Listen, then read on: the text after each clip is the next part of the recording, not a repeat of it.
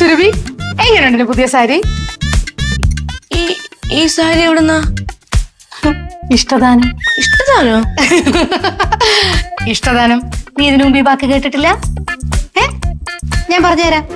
നീ പറഞ്ഞതുപോലെ ഞാൻ അമ്മയുടെ മുമ്പിലോട്ട് ഒരു കപ്പ് ചായ ആയിട്ട് അങ്ങോട്ട് ചെന്നുടനെ അമ്മ ഇതാ ഈ സാരി എടുത്തിന്റെ കയ്യിലോട്ട് തന്നു. ചുമ്മാ. സത്യം. ഞാൻ വേണ്ടാന്ന് കൊറേ പ്രാവശ്യം പറഞ്ഞു. പക്ഷെ അമ്മയ്ക്ക് ഒരേ നിർബന്ധം, ഞാൻ ഈ സാരി വാങ്ങിച്ചേ പറ്റൂന്നുള്ളത്. എന്നിട്ട് പറയാണേ, മോളെ ലക്ഷ്മി, നീയാണ് ഇവിടുത്തെ മൂത്ത മരുമോള്. ബാക്കി കയറി വന്ന എല്ലാ അലവലാദികളും പിന്നീടുള്ളതാണ്. അമ്മ അങ്ങനെ പറഞ്ഞ? ആടി, അങ്ങനെ പറഞ്ഞു. അമ്മ അങ്ങനെ പറയൂല. അമ്മ അങ്ങനെ പറഞ്ഞൂന്ന്. സുരഭി, നീ എപ്പോഴും ഇവിടുത്തെ രണ്ടാമത്തെ മരുമോളാണ്. അത് നീ മനസ്സിലാക്കണം. അത് മാത്രല്ലടേ, എനിക്ക് ദിവസവും 3 സാരി വെച്ച് തരാന്ന് പറഞ്ഞു. അമ്മ എന്തിനാ ഇങ്ങനെയൊക്കെ പറയണത്? എനിക്കറിയത്തില്ല. ഞാനും ആലോചിച്ചു, എനിക്ക് എന്തിനാ സാരി? ഞാൻ സാരി വല്ലപ്പോഴൊക്കെ അല്ലേ ഉടുക്കുള്ളൂ. പിന്നെ അതുമല്ല, നിനക്ക് തന്ന പോലത്തെ പഴയ സാരി അല്ല, ഇത് പുത്തൻ സാരി.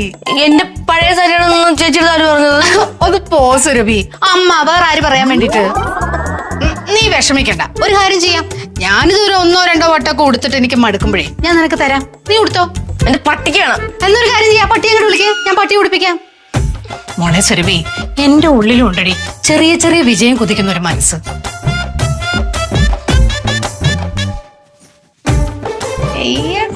എന്തൊരാട്ടമായിരുന്നു പഴയ സാരി ഉടുത്തോണ്ട്.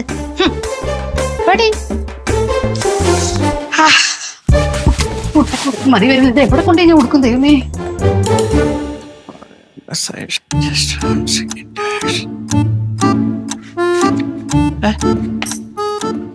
ഇതെന്താടി വീർപ്പിച്ച് കെട്ടിയ മോന്തയായിട്ട് വരുന്നേ? എന്താ സംഭവം? അമ്മയ്ക്ക് വന്ന സാരി അമ്മ ചേച്ചിക്ക് കൊടുത്തല്ലേ? എനിക്ക് വയ്യ, ഇതെന്തോന്ന് പറയട്ടെ ഞാൻ. എടീ കൊച്ചേ, നിന്നെ വിളിച്ചിരുത്തി നിനക്കറിയാവുന്ന മലയാള ഭാഷയിലല്ലേ ഞാൻ പറഞ്ഞത്, മക്കളെ ഈ സാരി എനിക്ക് വേണ്ട, അലമാരി വെക്കാൻ സ്ഥലമില്ല, എനിക്ക് ഒട്ട് കൊടുക്കാൻ സ്ഥലവും ഇല്ല, എടുത്തോണ്ട് പോലെ. വേണ്ടമ്മാ വേണ്ടമ്മാ, നമ്മുടെ പഴയ സാരി നീ ഏതോ ഒരു ഊതറ സാരി എടുത്തോണ്ട് പോയിട്ട്. അതാ ഇതാണോ? ചുമ്മാതല്ല, മുഖത്തിനൊരു തിളക്ക കൂടുതല്. പിന്നെ ഐശ്വര്യമുള്ളവരുടെ സാരി കൊടുത്താൽ അങ്ങനെ സൗന്ദര്യം താനേ കൂടും. ഈ ബ്ലൗസും ചേരും. പക്ഷെ എന്നാലും ആ സാരി അമ്മ എനിക്ക് തന്നപ്പോഴേ ഞാൻ വാങ്ങേണ്ടതായിരുന്നു. അതേ, വല്ലപ്പോഴും ഒക്കെ അമ്മയെ ധിക്കരിച്ചു കൊടുക്കുമ്പോ ഇങ്ങനെ ഒരു തിരിച്ചടി കിട്ടുന്നത് നല്ലതാ. മനസ്സിലായോ? എത്ര പ്രാവശ്യം ഞാൻ പറഞ്ഞു, മോളെ പുതിയ സാരി, നിനക്കൊരു ബ്ലൗസ് ഇല്ലെങ്കിൽ ഒരു ബ്ലൗസ് തയ്പ്പിച്ച് പോരെ കൊണ്ട് നീ കൊണ്ടുപോയാ? അത് പിന്നെ അമ്മയ്ക്ക് നന്ന പുതിയ സാരി ആയതുകൊണ്ടാണ് അമ്മ ഉടുത്തോട്ടെന്ന് വിചാരിച്ചു. അതെ, എന്നിട്ട് നീ അടുക്കളയിൽ ചെന്ന് കൊളുത്തി വിട്ടുകൊടുത്തു. ആരുടെ അടുത്ത്? അല്ല, ബെസ്റ്റ് പാർട്ടി എടുത്ത്. അതെനിക്ക് ലക്ഷ്മി എടുത്ത്. ആളാവാൻ വേണ്ടി. അവൾ എന്ത് ചെയ്തു? ആളാവാൻ വേണ്ടി ഒരു ചായ ഉണ്ടാക്കിക്കൊണ്ടുവന്നു. ചായ തന്നാൽ സാരി തരുമോ ചോദിച്ചോണ്ട്. അമ്മയ്ക്ക് അങ്ങനെ ആ സാരി വേണ്ടെന്ന് എനിക്ക് അറിഞ്ഞുകൂടായിരുന്നു.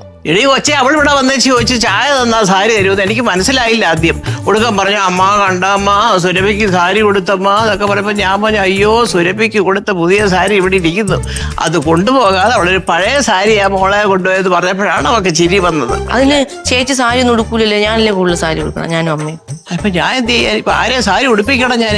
അവള് പറഞ്ഞു ഞാൻ എടുത്തോട്ടോ എന്ന് ചോദിച്ചു. ഓ, അതിലിരിക്കുന്നത് എടുത്തോട്ട് വെക്കോന്നും പറഞ്ഞു. ഇതിപ്പോ ആരാണ്ടോ പറഞ്ഞ പോലെ എന്ത് ഉപകാരം ചെയ്താലും എപ്പോഴും അമ്മയ്ക്ക് ഇട്ട് തന്നെ കുറ്റം. നിങ്ങൾ രണ്ടും ഉള്ള അടിക്ക് ഞാനെന്താ വേണമെന്നായി പറയുന്നത്? സാരമില്ല, പോട്ടെ. വേറൊരു പുതിയ സാരി ഇരിപ്പുണ്ട്, അത് നിനക്ക് അത് ലക്ഷ്മി പറയൂല, ഞാൻ പറയില്ല, സത്യമായിട്ട് കൊടുക്കൂല, തരാം കേട്ടാ. ഇതെനിക്ക് ഇഷ്ടപ്പെട്ടു. തീർന്നല്ല, പണക്കം തീർന്നല്ല, ഇതെനിക്ക് ഇഷ്ടപ്പെട്ടു. ശരി, കൊള്ളാം, പോട്ടാ. ഞാൻ ശരി വന്നല്ല ഒന്നയ്ക്ക്. 2 മരുമക്കൾ, ഇതിനെയൊക്കെ കൊണ്ട് എങ്ങനെ ഒരു വീട്ടിൽ ജീവിക്കും ഞാൻ?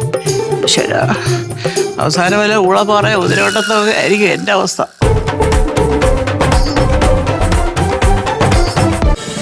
ഫ്ലവേഴ്സ് ഒരുക്കുന്ന കാഴ്ച വസന്തം യൂട്യൂബിൽ പ്രേക്ഷകർക്ക് ലൈവായി കാണാം. ഫ്ലവേഴ്സ് കോമഡിയിൽ ജോയിൻ ചെയ്യൂ, ആസ്വദിക്കൂ.